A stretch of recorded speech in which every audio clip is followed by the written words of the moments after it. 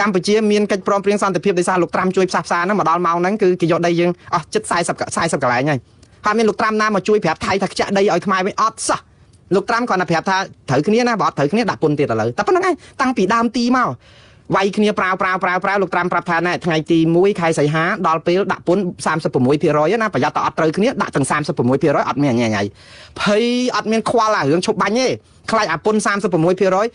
ច្បាល់មានកិច្ចព្រមព្រៀងចរចាគ្នាមួយឈប់បាញ់បានមកប្រាវទៅថៃចូលទន្ទ្រានយកប្រាសាទតាមាន់ធំភ្នំទ្របអីអស់ចឹងបានធ្លាក់ពន្ធហ្នឹងមកនៅ 19% អេគ្រប់គ្នាបានពន្ធយកមកអួតប្រជាពលរដ្ឋរៀងខ្លួនខាងថៃគេអួតទៅខាងថៃខាងខ្មែរមកអួតខាងខ្មែរតែថៃឆ្លាតអួតទៅខាងថៃថាពន្ធក៏បានចំណេញពី36មក19បានដីខ្មែរទៀតខ្មែរយើងអួតពី39មក19 36មក19បាត់ដីខ្មែរអត់ហ៊ានរាយការណ៍ថាបាត់ទេទៅខ្ទប់មាត់គេចឹងទៅប្រាប់ថាបានពន្ធហើយអូយពីទុងស្គររឿងថយពន្ធ 19% ពីមុនគេមានដើរយកពន្ធយើងឯណាដែលយក 19% អាមេរិកមានដើរយកពន្ធខ្មែរណាពី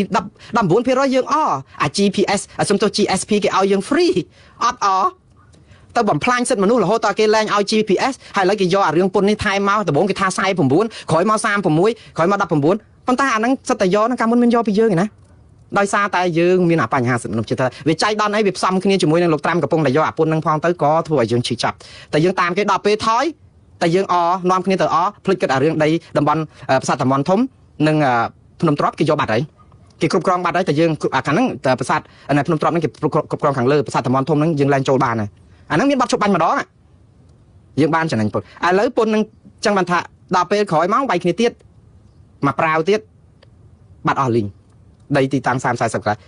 នេះឬជាការផ្សះផ្សាសន្តិភាពហើយលោកត្រាំបាននិយាយមួយម៉ាត់ទី1លោកត្រាំបាននិយាយថាថៃឈ្លានពានកម្ពុជាយក F16 របស់អាមេរិកទៅប្រើប្រាស់ខុសច្បាប់អត់និយាយធ្វើតែមិនដឹងពួកអីបានកម្ពុជាកំពុងអោបជើងជាប់អីទៅសាររឿងសន្តិភាពដឹងតែកម្ពុជាអត់ប្តឹងអាមេរិកពីរឿង F16 ហ្នឹងឯងវាយងាប់ក៏អត់ដែរល្បិចលោកត្រាំក៏ខូចដែរដោយសារឃើញយើងវាអន់តែយើងមកអោបលុនតួចេះហើយគឺហើយស្អីក៏បានដែរព្រោះគ្នាលងទឹកអីតែលាមកកតោងទៅវាអត់មានស្អីទេវាស្លាប់តែខ្យល់អីអញ្ចឹងទៅធ្វើបាបខ្ញុំអត់ចូលចិត្តចឹងដែរខ្ញុំអត់ចូលចិត្តលោកត្រាំនៅក្នុងការធ្វើអញ្ចឹងទេឃើញគ្នាកំពុងតែលងទឹកយើងអត់ត្រូវកេងចំណេញទេខ្ញុំថាកម្ពុជាអភ័ព្វដោយសារតែនយោបាយអាមេរិកនេះក៏ធ្វើឲ្យកម្ពុជារងគ្រោះរងកម្មពៀដែរអត់ព្រមជួយថ្កោលទោសថៃអត់ព្រមបើថាមិនថ្កោលទោសរឿងឈ្លានពានក៏ហីចោះយ៉ាងហោចណាស់ក៏មានសិទ្ធិគ្រប់គ្រាន់ថ្កោលទោសរឿង F16ហារឿង F16 ហ្នឹងអាមេរិកមិនថ្កោលទោសកម្ពុជាថៃវាជារឿងមធ្យមទេងុំអាជនរងគ្រោះខ្លួនឯងហ្នឹងអត់តែប្តឹងអាមេរិកទៀតណាយើងហ្នឹងគឺដោយសារចឹងគឺថាវានយោបាយយើងហ្នឹងគឺវាតែច្បុកច្បល់មកអោបជើងអាមេរិកឲ្យជាប់ដើម្បីអរគុណគេទៅដែលបានជួយផ្សះផ្សាកុំឲ្យមានឆ្លោះគ្នាកាន់តែយូរទៀតអរគុណជំទាស់អីទេវាជាអំពើសិលធម៌ថ្លៃថ្នូររបស់ថ្នាក់ដឹកនាំយើងហើយក៏ប៉ុន្តែដោយសារតែជាប់អាចំណងហ្នឹងអត់ហ៊ានទៅរាយការណ៍ប្រាប់លោកត្រាំថា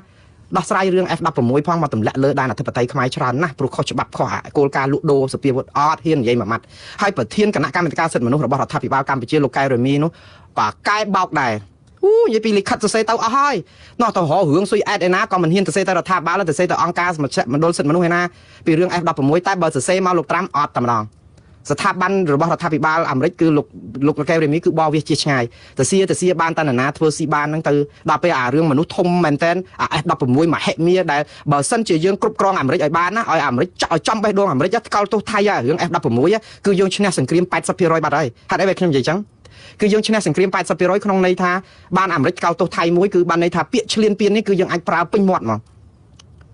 ព្រោះអីបើសិនតែថា F16 ទម្លាក់ដោយខុសច្បាប់បានន័យថាទម្លាក់ចូលក្នុងឈ្លានពានក្នុងអធិបតេយ្យកម្ពុជាអត់ដល់តែពេលអាមេរិកអត់ថ្កោលទោសហើយយើងអត់ប្តឹងបានដៃសហគមន៍អន្តរជាតិអត់មានអ្នកណាថ្កោលទោសថៃមួយខ្មែរអាយកោសុំបីតែចិនក៏អត់ហ៊ានដែរអត់ថ្កោលទោសថៃដែរឥឡូវឃើញរឿងយើងពំតណោតទេយើងលងទៅនេះឥឡូវមកដល់រឿងវេណេស៊ុយអេឡាបងប្អូនដឹងហើយវេណេស៊ុយអេឡានេះគឺអាមេរិកទៅក៏បួចលោកម៉ាដូរ៉ូពីដែនអធិបតេយ្យរបស់រដ្ឋមួយដែលជាសមាជិកអង្គការសហជីវជាតិអ្នកណាមិនដឹងថាលោកម៉ាដូរ៉ូមិនខុសអីពីលោកកឹមចុងអ៊ុនទេម៉ាដូរ៉ូមិនខុសអីពីមេដឹកនាំមិនអង្លាំងរបស់ភូមាទេម៉ាដូរ៉ូគឺជាមេដឹកនាំផ្ដាច់ការមួយបានការបោះហើយគាត់មិនខុសគ្នាពីស្រុកខ្មែរយើងប្រហែលនៅក្នុងន័យថាការបោះឆ្នោតគ្មានគណៈបកប្រឆាំងមិនលីគេចោលរាប់ស្លឹកឆ្នោតយកឈ្នះខ្លួនឯងគ្មានគេទទួលស្គាល់អត់ទទួលស្គាល់ខ្មែរយើងវាគ្រាន់បើជាងម៉ាដូរ៉ូបន្តិចផងថាស្ថានទូតបរទេសអីនៅបន្តធ្វើការដោយសារតែគេគិតថាគេចង់ជួយខ្មែរយើងបើគេធ្វើបាបធ្វើទុកបុកម្នេញរដ្ឋាភិបាលមិនមែនស្លាប់តកូលលោកហ៊ុនសែនឬក៏លោកហ៊ុនម៉ាណែតឬតកូលគេផ្សេងៗនៃការអំណាចហ្នឹងទេស្លាប់ប្រជាពលរដ្ឋខ្មែរ17លានអ្នកដែលរងកច្រកឆ្នាំងអត់បាននោះ